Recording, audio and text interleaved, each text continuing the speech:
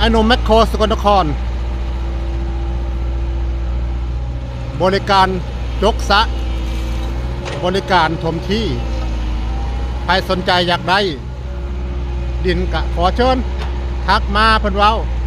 ติดต่อมาได้เด้อ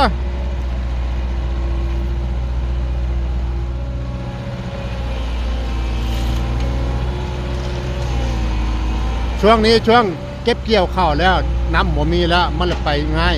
ยกง่ายพี่น้องเอ้ยแต่ช่วงฤดูกาลฝน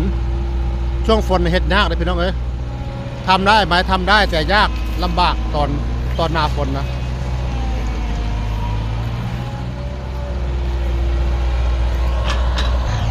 เอาคันละมาแหละแสดงว่าส่งอยู่ใกล้นี้นี่แสดงว่าส่งอยู่ใกล้นี่เนาะรถหมู่เพิ่นมาจกดินผมซะรายการพี่น้องบริการถึงที่พ่อเจ๊กล้วยคุณเว้า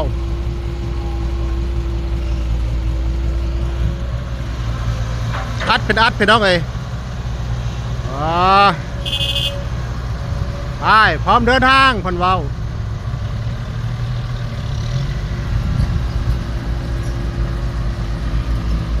คันนี้เข้าคันนี้ถอยเข้า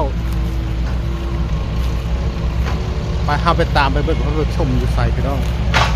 ชมที่อยู่ใส่แมคโครสกลนครจะพาไปจอบเบิ่งพี่น้องไปจอบเบิ่ง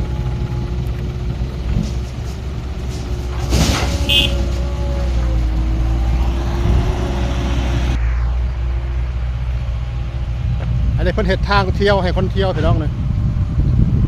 สละที่ให้ประชาชนเที่ยวได้เนี่ยเจ้าของที่ก็ได้ทางเที่ยวพร้อมว่าไงไปแต่ไหนมานี่ตาเนสมุนไพรคนเรา ไปไหนมาระวังรถแบคโคเด้อ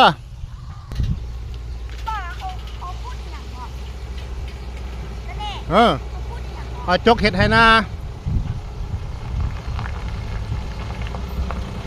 บริการถึงที่ส่งถึงบ้านไอ้หนุ่มแมคโครสกลนคร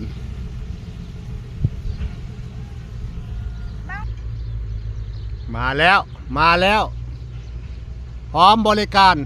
ส่งถึงหน้าบ้านเลยพี่น้องกองหินอัดเต็มที่นี่รถหมู่เพิ่นได้เลยตั้งแต่หน้าฝนพี่น้องเอ้ยบ่ได้ยาบ่ได้เศร้าหาเงินอย่างไง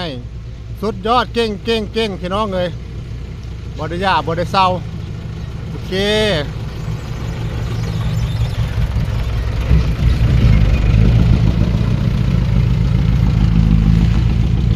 ไม่ได้ยาไม่ได้เศร้า